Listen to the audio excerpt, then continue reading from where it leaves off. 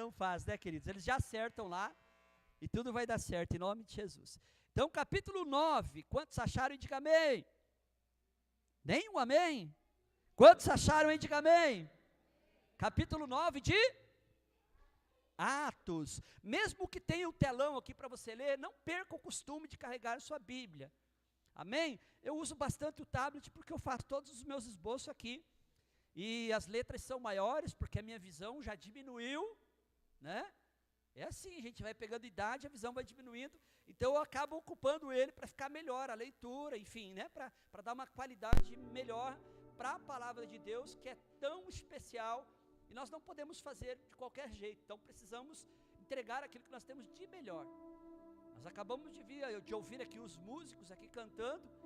Eu sempre digo aos domingos que eles chegam aqui antes das 5 da tarde para entregar o melhor que eles têm aqui. Às vezes nem tudo dá certo. Às vezes um som que dá errado, um microfone que falha, como aconteceu. Amados, isso faz parte de todo um trabalho. Mas o mais importante de tudo isso, queridos, é que você está aqui, amém? Porque você é a igreja do Senhor. Então o capítulo de número 9 de Atos dos Apóstolos, ele relata a história do maior missionário que já pisou na face da terra depois de Jesus. Esse missionário, como que era o nome dele? Como?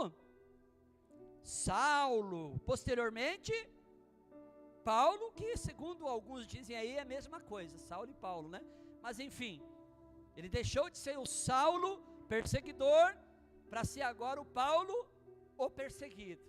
Então, o título da mensagem dessa noite, mesmo em cima do tema, quando o grande dia chegar, preste atenção nisso. Quando nós colocamos o tema do mês de fevereiro, eu não estava no meu coração somente no dia em que a trombeta soar, em que os anjos do Senhor virão, aleluia, nas nuvens, como diz a palavra do Senhor, e o Senhor nos levará com Ele. Não foi só nesse intuito, eu também coloquei dentro de um intuito missionário, porque quando o grande dia chegar em que Deus te chamar para uma grande obra, amado, o negócio vai ficar estreito, e você vai ter que entrar na linha.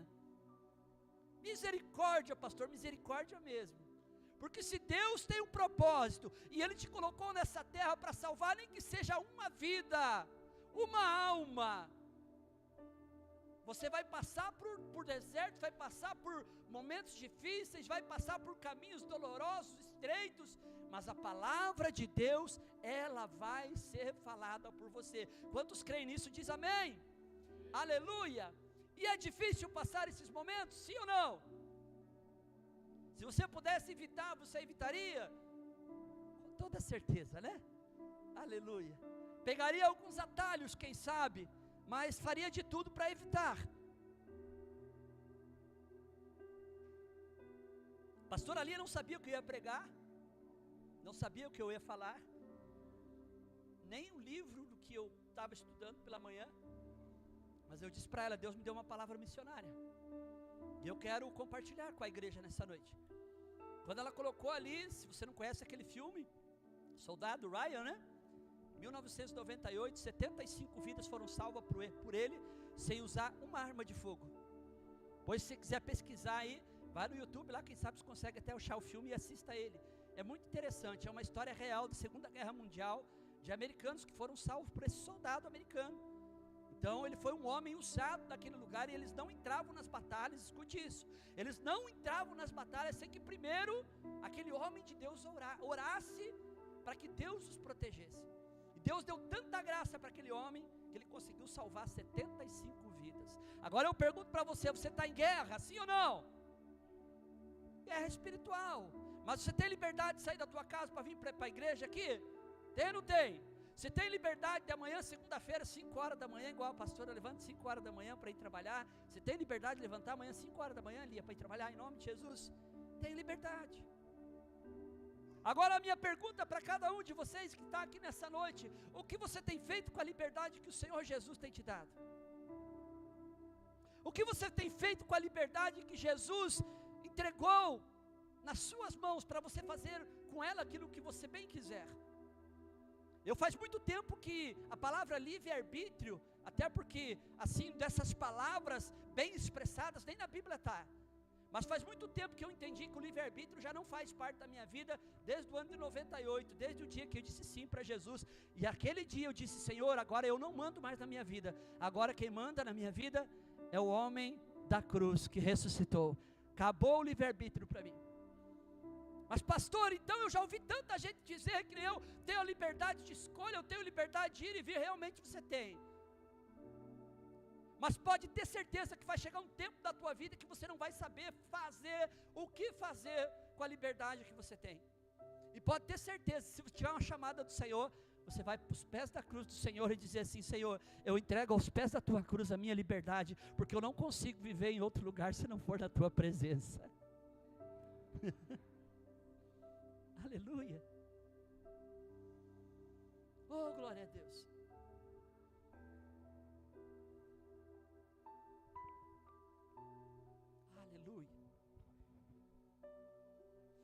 E o título da mensagem que Deus colocou no meu coração é: a graça me derrubou.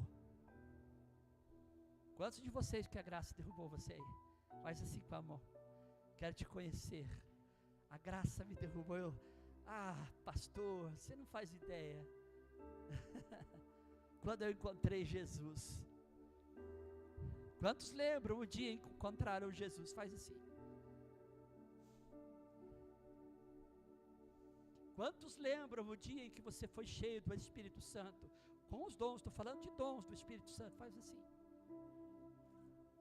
Talvez foi numa igreja, numa célula, numa vigília, na beira de um púlpito. Eu estava orando na beira de um púlpito quando eu fui renovado em 98, depois de um longo tempo afastado de Jesus. E aquele fogo nunca mais se apagou do meu coração. E é esse fogo que o Senhor não quer que apague do seu coração, porque a graça, quando ela chega, ela nos arrebata. Quando a graça chega em nós, ela nos derruba. E pode ter o coração mais duro que você possa imaginar. Se o Espírito Santo de Deus soprar, acabou, meu irmão. Já era. Aleluia. Louvado seja o nome do Senhor. Atos capítulo de número 9. Saulo, porém, respirando ainda ameaças e morte contra os discípulos do Senhor, dirigiu-se ao sumo sacerdote e pediu-lhe cartas para Damasco, para as sinagogas, a fim de que, caso encontrasse alguns do caminho, quer homens, quer mulheres, os conduzisse presos a Jerusalém. Ou seja, era um perseguidor dos cristãos, amém? Era um perseguidor daqueles que levavam o nome de Jesus. Tinha um técnico, que inclusive foi técnico do time que eu sempre gostei, desde jovenzinho, desde a adolescência, chamado Tele Santana. Os São Paulinos vão lembrar aí, né, do título 92, 93, Mundial, em Tóquio, Tele Santana, excelente técnico da Copa de 82, de 86, mas ele não gostava de crente. Vocês sabiam disso? Tem testemunho de jogadores que jogavam na época com eles e ele achava que crente no time dele atrapalhava, porque entrava num jogo para valer, o crente não ia dar aquela chegada no futebol mais firme, né, como a gente costuma dizer. Então ele não gostava de crente. O apóstolo Paulo aqui, queridos, ele não gostava de crente. O apóstolo Paulo, ele perseguia crente. Se você for no capítulo 7 do Atos dos Apóstolos, um pouquinho antes, você vai ver um camarada, aleluia, que dizem ser o primeiro mártir depois de Jesus Cristo, chamado Estevão, que foi apedrejado até a morte. E sabe quem estava lá? O bonitão do Saulo. Estevão sendo apedrejado até a morte, e Saulo estava lá. Versículo de número 3 agora. E pediu-lhe cartas para Damasco, é isso? Para as sinagogas, a fim de que, caso encontrasse alguns do caminho, quer homens ou mulheres, conduzisse presos a Jerusalém. Então a ideia do apóstolo Paulo era fazer com que aqueles que anunciassem o evangelho de Cristo fossem presos. Versículo de número 3. Mas seguindo ele viagem, E aproximando-se de Damasco, subitamente cercou-lhe um resplendor de luz do céu. Por isso que eu perguntei, quantos de vocês lembram o dia que vocês encontraram Jesus? Paulo foi tomado, a Bíblia diz, por um resplendor de luz que vinha do céu, e caindo ele por terra, ele ouviu uma voz que lhe dizia: Saulo, Saulo, por que me persegues? Você já conseguiu encontrar no Novo Testamento um homem que teve um encontro com Jesus sem que ninguém pregasse para ele? Você acabou se deparando com ele agora. Saulo de Tarso. Se fosse nos dias de hoje, para você se achar, Turquia, Paulo era descendente daquele lugar. Saulo de Tarso, ele tem ali instantaneamente um encontro com o Senhor, naquele lugar, queridos, quando o resplendor de luz tomou a sua vida, e no versículo 4 diz que ele caindo por terra, ele caiu por onde? Por terra, e ele ouvia a voz do Senhor lhe dizendo: Saulo, Saulo, por que me persegues? Por que eu estou trazendo essa mensagem hoje, queridos? Porque tem tempos que, mesmo nós sendo crentes em Cristo Jesus, tem momentos difíceis, tem momentos turbulentos, tem momentos que dá vontade de abandonar tudo, largar tudo. Parece que aquele espinho na carne não vai embora, aquele desejo de fazer aquelas coisas erradas que o Espírito Santo de Deus está te revelando aí aonde você está agora. Parece que voltam todos os dias com mais força, e você olha para Jesus e diz: Jesus, o que eu vou fazer? Essa semana eu trabalhei com um menino, ele tem praticamente metade da minha idade. Ele falou, ontem ainda ele disse para mim, faz 8 dias que eu estou limpo. Olha, tadinho, 8 dias, viciado no crack, acabando com a vida, menino trabalhador, batalhador, mas vira e mexe, cai para as drogas, some, ninguém sabe onde está, gasta tudo que tem, e quando volta para casa, volta igual um mendigo. Será que é isso que Jesus quer para mim e para você? Não. Nós precisamos, em nome de Jesus, se você ainda não teve um encontro com Jesus, você precisa sentir esse resplendor de luz que veio do céu sobre Paulo, você precisa sentir sobre a tua vida, para que você se torne uma nova criatura em Cristo Jesus. Versículo 5. Ele perguntou: quem tu és, Senhor? E respondeu o Senhor: eu sou Jesus, a quem tu persegues. Eu sou Jesus, a quem tu persegues. Mas levanta-te, entra na cidade, e lá te será dito o que te cumpre fazer. Os homens que viajavam com ele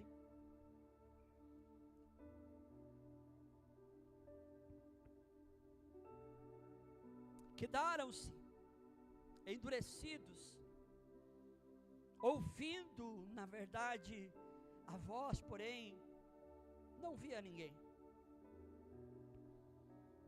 Saulo levantou-se da terra e, abrindo os olhos, não via coisa alguma, e guiando-o pela mão, conduziram-no a Damasco, e esteve 3 dias sem ver, e não comeu e nem bebeu. O resplendor da glória de Jesus sobre a vida do apóstolo Paulo foi tão grande, ainda Saulo, que além de ele ter caído por terra, a Bíblia diz que ele ficou cego, e por 3 dias ele não comeu e não bebeu. O perseguidor agora passa a ser um homem de Deus. E se nós continuarmos lendo aqui, você vai ver que no versículo de número 10, A Bíblia diz que havia em Damasco um certo discípulo chamado Ananias. E o Senhor lhe disse em visão: Ananias. E respondeu ele: eis-me aqui, Senhor. Ordenou-lhe o Senhor: levanta-te, vai à rua chamada direita e procura em casa de Judas um homem de Tarso chamado Saulo, pois eis que ele está orando. E viu um homem chamado Ananias entrar e impor-lhe as mãos para que recuperasse a vista. E respondeu Ananias: Senhor, há muito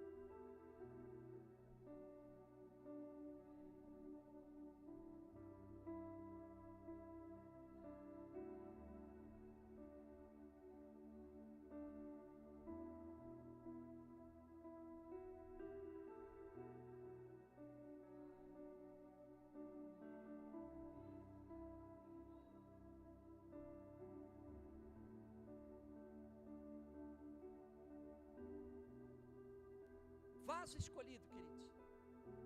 Quem é vaso escolhido que faz assim? Então você é candidato a uma chamada do Senhor. Obrigado, Josi. Glória a Deus.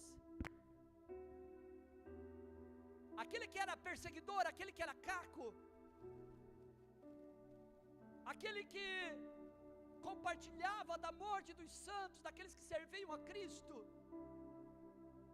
agora numa situação complicada, numa situação difícil, 3 dias sem comer, sem beber, cego, chega na casa de um estranho. Esse estranho tem medo dele, porque a fama do apóstolo Paulo, anteriormente Saulo, se espalhou para todo lado, inclusive nessa região de Damasco, capital da Síria. E Ananias, quando o Senhor fala com ele, ele teve medo. Dá uma impressão assim que parece que nós estamos vivendo o mesmo ministério com o apóstolo Paulo, porque às vezes nós somos covardes em algumas situações.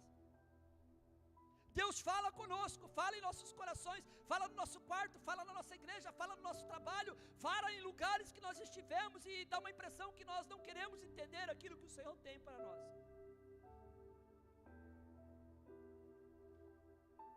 Você pode comprar um carro do último ano que você imaginar, do gosto que você tenha. Se você não colocar combustível nele, não vai adiantar nada, ele não vai andar. Hoje o Senhor Jesus te trouxe aqui para colocar de novo o combustível do Espírito Santo em você, para que você volte a caminhar em nome de Jesus e cumpra aquilo que o Senhor tem para você em nome de Jesus. Vamos lá no versículo 15. Disse-lhe, porém, o Senhor: vai, porque este é para mim um vaso escolhido, para levar o meu nome perante os gentios e os reis e os filhos de Israel, pois eu lhe mostrarei quanto lhe cumpre padecer pelo meu nome. Partiu Ananias e entrou na casa, e impondo-lhe as mãos, disse: irmão Saulo, o Senhor Jesus, que te apareceu no caminho por onde vinhas, enviou-me para que tornes a ver e seja cheio do Espírito Santo. Logo lhe caíram dos olhos como que umas escamas, e recuperou a vista. Então, levantando-se, foi batizado. Somente até aqui. Glória a Deus. Pode fechar a tua Bíblia. Deixa do teu ladinho aí. Aplauda a palavra do Senhor, amém? Aleluia. Glória, glória, glória, glória a Deus.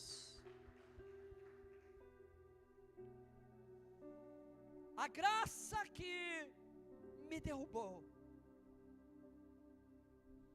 A conversão de Paulo de Tarso, do qual nós acabamos de ler aqui, queridos, relatado em Atos capítulo 9. Este é um evento central do cristianismo. Aconteceu ali mais ou menos entre 33 e 36, depois que Cristo partiu. Onde Saulo de Tarso, um fariseu perseguidor de cristão, converteu-se após ter uma visão de Jesus ressuscitado a caminho de Damasco. Cegado pelaquela grande luz, por aquele resplendor, se torna o apóstolo dos gentios. O que você tem se tornado depois que você encontrou Jesus como Salvador?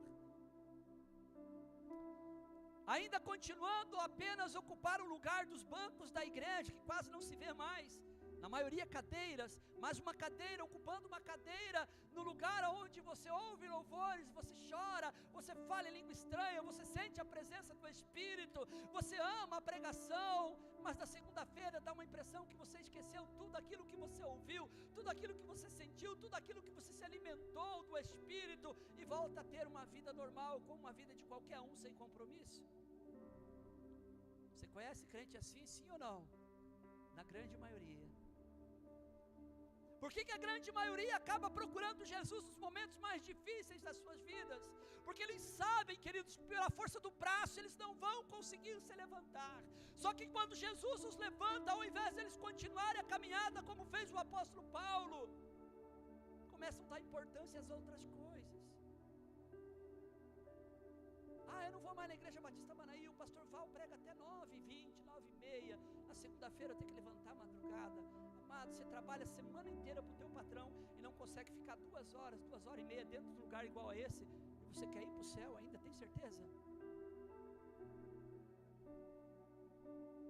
Tem certeza que você quer ir para o céu?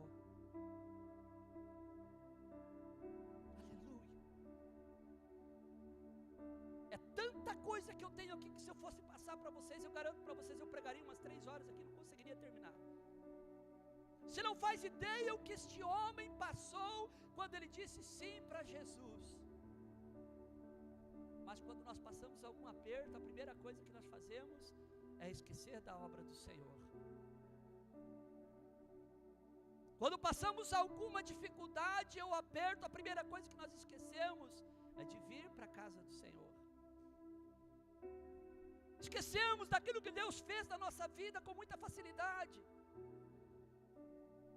Eu tive tanto Passat velho na minha vida que eu não aguento nem ver nem Passat alemão na minha frente. Passat que fazia 4x1 na gasolina era um terror. Era pior que um 4.1 Opalão, que eu gostava tanto da época. Mas daí Deus abençoou, a gente conseguiu algo melhor. Mas agora, ao invés de eu fazer a vontade do Senhor, ir para a casa do Senhor para agradecer, agora eu só quero passear com carro novo. Gente, como é fácil de esquecer as coisas boas que Deus faz na nossa vida. Eu lembro de uma vez que era meia-noite, eu saí com a Lia, com as crianças pequenininhas, para um passeio na casa da irmã dela. Eu falei: Lia, esse carro é gastador, ele vai deixar nós na estrada, se nós for a gente não vai chegar. Não, mas eu quero ir. Eu falei: então vamos, mas não deu outra, né? Meia-noite eu estava incomodando o meu pastor, e graças a Deus o meu pastor era melhor do que eu sou hoje, foi me socorrer lá onde eu estava. É muito fácil a gente esquecer da onde a gente saiu, quem éramos e quem o Senhor Jesus tem nos tornado. Deixa eu compartilhar aqui algo com você que acha que não é nada. Eu não sei quanto tempo tem a minha família, quantas gerações já se passaram. Afinal, a nossa raiz aqui no Brasil pelo menos é indígena, amém? Talvez você não saiba disso, mas é. Os portugueses vieram para cá, colonizaram tudo aqui, mas a realidade é que cada um de nós ou tem um pouco de sangue de índio, um pouco de sangue europeu, enfim, é tudo misturado. Mas eu vou contar algo aqui para você, amados. Eu sou filho de uma mulher analfabeta, que viveu 43 anos com o mesmo marido, sem nunca traí-lo, sem nunca deixá-lo, sem nunca abandoná-lo, sem nunca deixar de cuidar dos 9 filhos, que inclusive eu faço parte de um deles. Integridade, compromisso diante do Senhor. Criado dentro de uma família onde o meu avô morreu atropelado porque era alcoólatra, o meu pai sofreu a vida inteira, um pouco estava na igreja, um pouco estava no mundo, porque sofria também com o mesmo problema do álcool. Cuidado, não brinque com o álcool, ele é perigoso. Conheço gente que gosta de tomar um cálice de vinho, vai para o inferno por causa disso. Eu não sou Deus para julgar a vida de ninguém. Cada um tem a sua história. Eu, Valdecir, prefiro não tomar, porque eu tenho um histórico ruim na família. Eu vi sofrimento, eu vi coisas terríveis de um homem que sempre foi trabalhador, batalhador, que cuidava bem da família, da esposa, mas o maldito vício estragava. E quem tem algum ou ente querido, talvez tenha alguém aqui num estado como esse, eu não preciso você falar, eu não quero nem saber, nós não estamos aqui para ficar revelando a sua vida, nós estamos aqui para pregar a palavra do Senhor, mas talvez você sofra com algum mal desse e acha que Jesus te esqueceu. Não, amado, não esqueceu. Aleluia. Eu estou discipulando um amigo, por sinal muito querido, e esses dias ele relatou para mim, ele falou: pastor, depois de mais de 3 anos, quase 4, afastado de Jesus, depois que eu estou vindo aqui na igreja, ele não está aqui hoje, eu já larguei de cigarro, eu já larguei da bebida. Não é nenhum de vocês, que ele não está aqui. Eu tenho sede de Jesus, ele falou. As coisas não estão muito fáceis para mim lá em casa, mas eu sei que Deus está fazendo uma grande obra. Eu falei: está mesmo. Por que eu estou relatando isso, querido? Porque eu venho de uma família exatamente que tinha tudo para dar errado. Eu venho de uma geração onde o meu avô, pai da minha mãe, se converteu. Posteriormente a minha mãe é a matriarca da família, servindo a Cristo. Minha mãe hoje vai para 81 anos, agora no mês de abril, serva do Senhor, de oração, cheia do Espírito Santo de Deus. De vez em quando ela vem aqui cultuar com nós. Se começar o negócio pegar aqui, ela começa a falar língua estranha ali com 81 anos de idade, cheia do fogo do Espírito Santo de Deus. Mas a nossa história, queridos, ela não começou muito bem. Se existiu algum pastor na família Rocha, eu não conheço e nunca ouvi falar. Eu fui o primeiro homem que Deus levantou com uma chamada desde criança. Agora você que está aqui nessa noite, talvez fez tanta coisa errada, viu tanta coisa errada na sua casa, na sua família, e acha que você não tem uma chamada, que você não consegue se levantar e ser um homem de Deus. Eu quero dizer em nome de Jesus, o inferno já foi derrotado por Jesus. E Deus quer despertar dentro de você algo que despertou no apóstolo Paulo. Não importa se você é filho de um dependente químico, não importa se você vem da prostituição, não importa se você vem de qualquer outro tipo de religião pregada aí fora. Jesus continua fazendo, assim como fez no apóstolo Paulo, Ele faz em mim e você também. Quando eu estava ali na cadeira, Jesus falava o hino da vitória. Eu falei: o hino da vitória, não, é hino da vitória, mas não é a vitória da irmã lá, né? Da irmã Isa. Porque tem irmãos aqui que precisavam ouvir o hino da vitória. Quando estiver frente ao mar e não puder. Tem hora que nós não conseguimos passar, não conseguimos atravessar, mas Deus, Ele é poderoso para abrir o mar. Agora, de pouco tempo, eles acharam restos de carruagens de Faraó no meio do Mar Vermelho.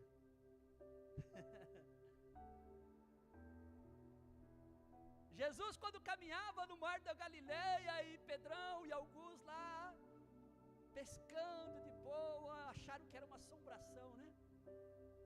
Mas era Jesus caminhando sobre as águas. Você conhece a história? Pedro, muito astuto, muito corajoso, disse: se for tu mesmo, Jesus, então eu vou caminhando até ti aí. Jesus, então pode vir. E eu pergunto para você: Pedro caminhou ou não caminhou sobre as águas?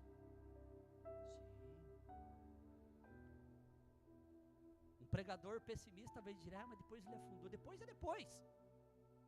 Ele andou sobre as águas. Não conheci o outro homem além de Jesus que caminhou sobre as águas, mas Pedrão caminhou. Aleluia. Nós precisamos voltar a ser crente. Oh, meu irmão, eu não vou naquela igreja, lá é muito fria. Estou achando vocês muito quietinhos hoje. O frio da madrugada tomou o teu espírito?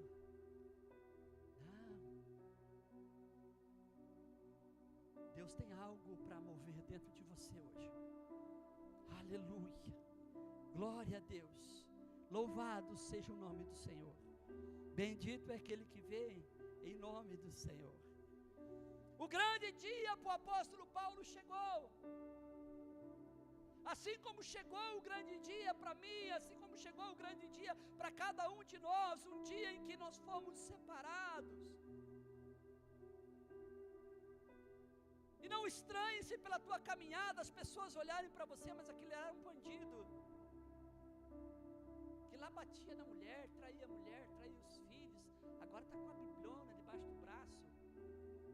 Para trás de mim, Satanás. Tem que falar assim. Aleluia. Ou será que Jesus veio por os sãos que não precisam dele? Ou será que Jesus veio por aqueles que acham que a Bíblia precisa ser corrigida? A inteligência artificial diz que está corrigida. A Bíblia corrigiu o quê, queridos? Aleluia.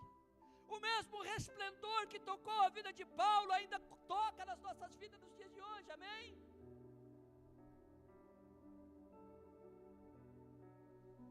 Quando nós começamos a estudar um pouquinho sobre a vida de Saulo de Tarso, quando nós começamos a meditar na palavra do Senhor, se você voltar, como eu falei anteriormente, no capítulo 7, a partir do versículo 54 ao versículo de número 60, você vai ver que Estevão foi apedrejado. Olha o que diz lá a palavra do Senhor. Se você quiser acompanhar comigo, fica à vontade. Capítulo 7, a partir do 54. Ouvindo eles isto, enfureceram-se em seus corações e rangiam os dentes contra Estevão. Mas ele, cheio do Espírito Santo, ele estava cheio do quê? Ele, cheio do Espírito Santo, fitando os olhos no céu, ele viu o quê? Ele viu a glória de Deus e Jesus em pé à direita de Deus. E disse: eis que vejo os céus abertos e o Filho do Homem em pé à direita de Deus. Então eles gritaram com grande voz, taparam os ouvidos e arremeteram unânimes contra ele. O mundo está fazendo isso para nós. Achei tão bonitinho que colocaram nós dentro do vidrinho de conserva, né?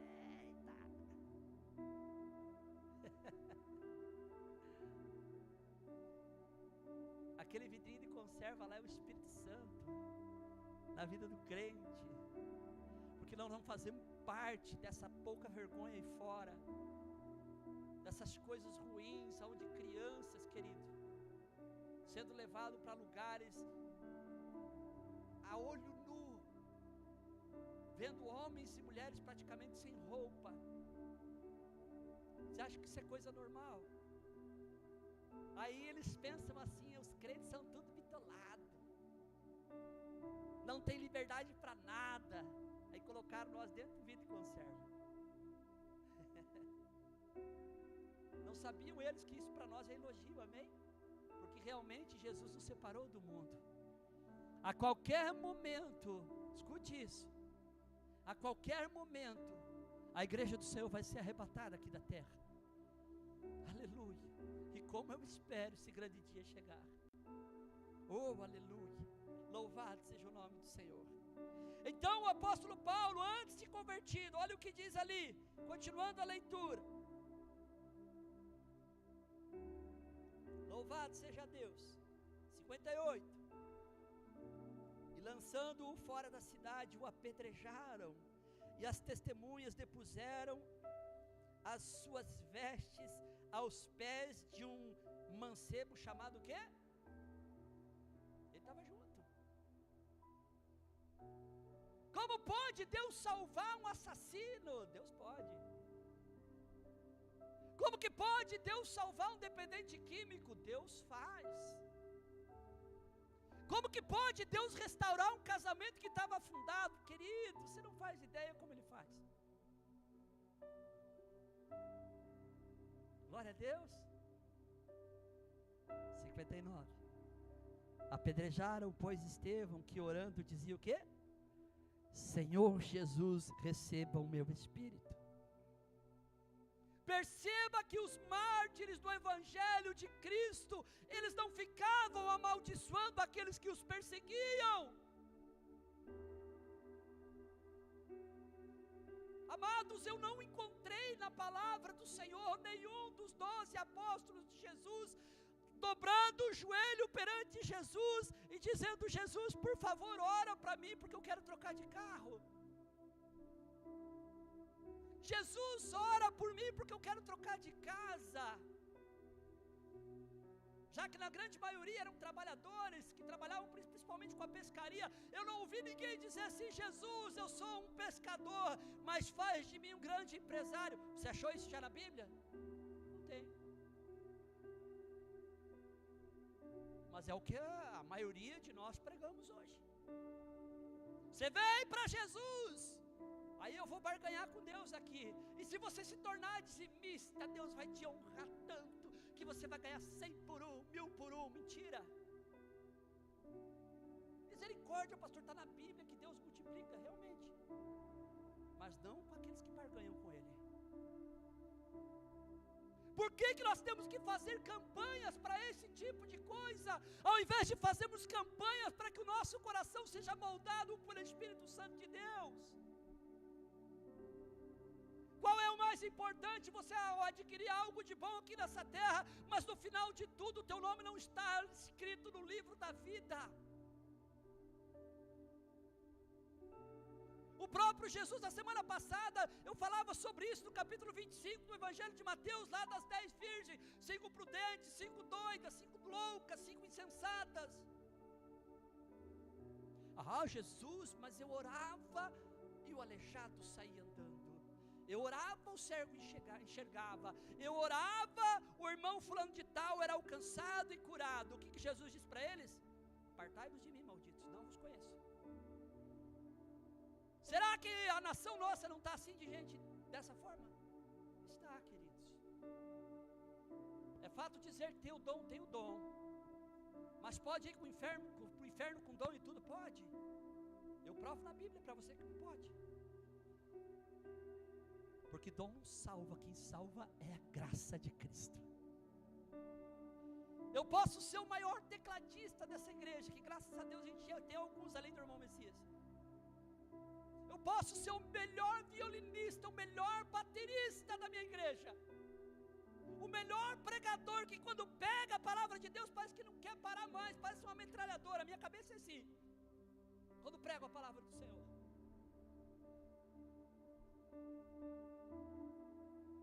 Mas se meu coração não estiver no Senhor,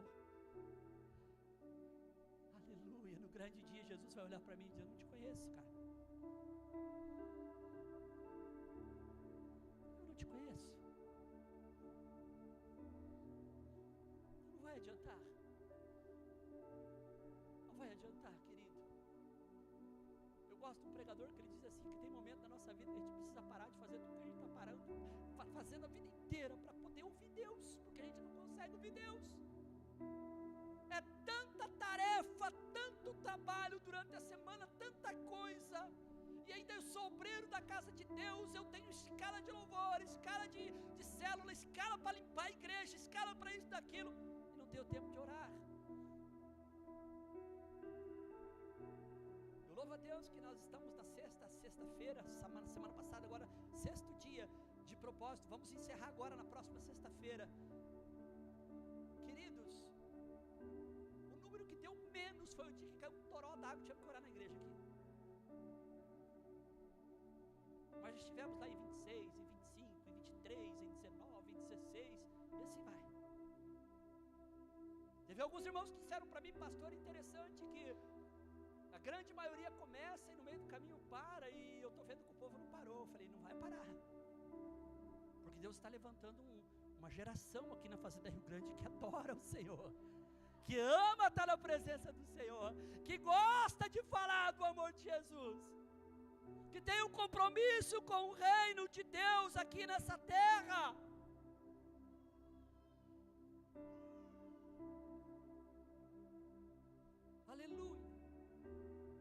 vou apressar um pouquinho aqui, para que eu tenha um tempo para orar com você, porque Deus quer restaurar vidas aqui hoje, amém? Você crê nisso, amém? Glória a Deus. Se foi pego pela graça, em nome de Jesus, você vai sair daqui renovado. Aleluia. Louvado seja o nome do Senhor. Bendito é aquele que vier em nome do Senhor. Glória a Deus. Amados,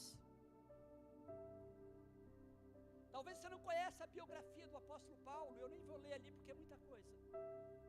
Mas pensa no homem que sofreu por amor a Cristo. Pensa num homem, queridos, que foi açoitado, foi apedrejado, foi espancado.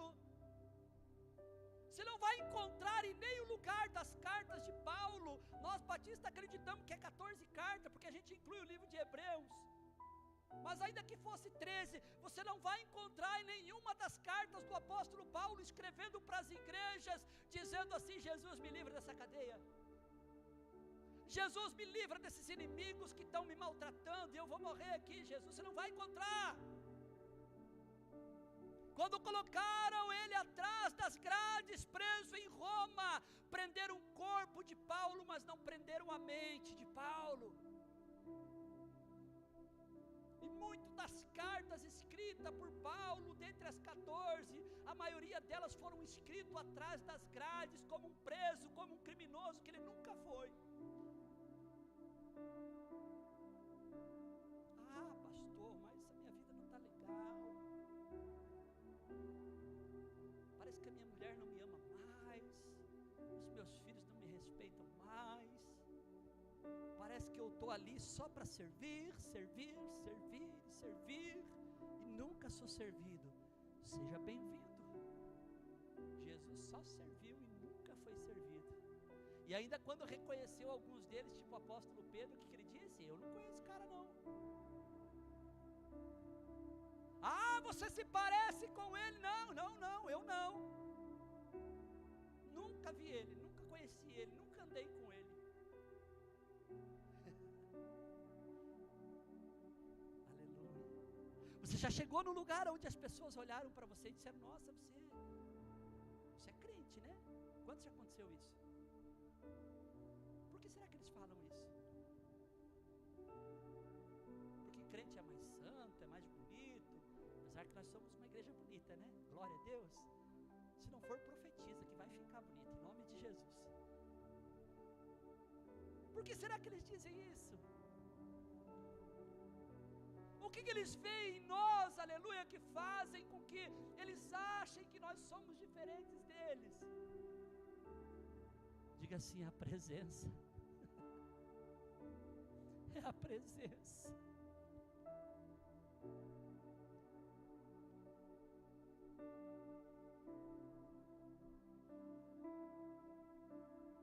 Oh, aleluia.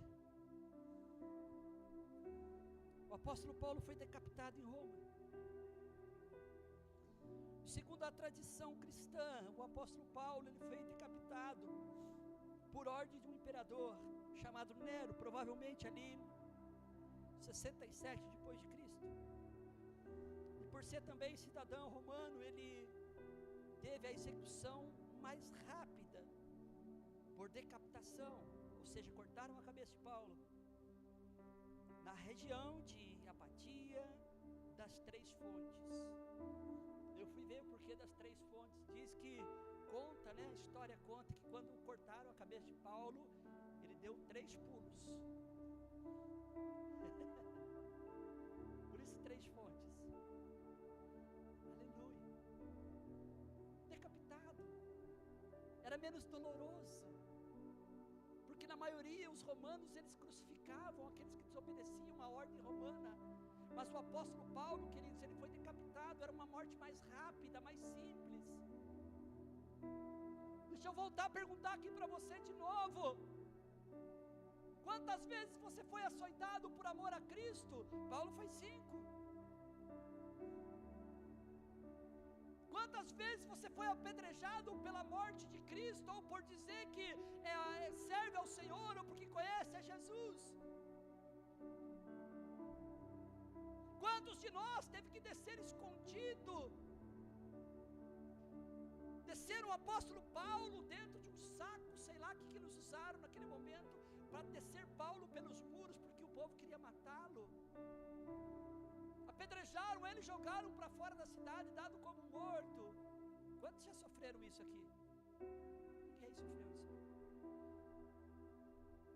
E daí a gente olha para as circunstâncias que nós estamos vivendo e dizemos assim: nossa, oh meu Deus, Jesus me abandonou. Parece o leão e a hiena daquele desenho que é da minha época, lembra, né? Ó dia, ó noite, não vai dar certo. Não parece? Parece. Todos comeram hoje? Sim ou não? E eu comi lá na casa da sogra ainda. Ela quis dar um migué em nós que não vinha hoje, né? Eu falei: a senhora não foi semana passada, estava na praia, tem que ir para a igreja hoje. Ela está lá atrás, né, dona Inês? Ela falou: ah, mas se alguém vir me pegar aqui, foi deixa com uma carruagem de fogo, o senhor manda aí. E eu acho que mandou lá, porque ela veio, né? Não sei qual foi a carruagem de fogo. Você está bem alimentado, bem nutrido, bebeu água à vontade, tomou refrigerante do teu gosto, conseguiu compartilhar com as pessoas que você ama numa mesa sentadinho, gostoso. Amados, isso é graça. Isso é favor que eu não mereço. Mas a gente é tão ruim, queridos, que a gente só olha a parte ruim das coisas. Eu vou falar algo aqui para vocês que talvez eu nunca falei. Eu nos dias de hoje, trabalhando, eu não consigo ganhar o que eu ganhava em 2011, porque eu dedicava a minha vida só à minha vida profissional. Eu tinha carro novo, eu tinha moto nova na garagem, eu viajava todos os anos com a minha família. Minha mulher está aqui, meus filhos estão aqui, eles sabem do que eu estou falando. Mas Jesus o tempo todo dizendo: eu preciso de você na minha obra. Quando eu voltei de Foz do Iguaçu, não tinha nem forro na minha casa. Um amigo que partiu no Covid, chegou um dia com o carro cheio de coisa, de compra, de tudo que nós precisávamos na minha casa, porque estava faltando até o que comer na minha casa. E eu saía lá do Tatuquara, porque o carro tinha quebrado, tinha estragado, já não tinha mais o carro novo quando saí daqui. E quando eu chegava aqui na Fazenda Rio Grande, às vezes ele vinha pifando, às vezes eu abandonava no caminho ele para seguir a pé e chegar na igreja no horário do culto da oração, no horário do culto de domingo, no culto de sábado, nos dias de célula. Eu nunca na minha vida desisti, olhei para trás, porque eu tenho certeza que aquele que me escolheu é Ele que vai me honrar. E se eu não colher os frutos daquilo plantado nessa terra, eu sei que lá no céu está guardado para mim aquilo que Ele separou.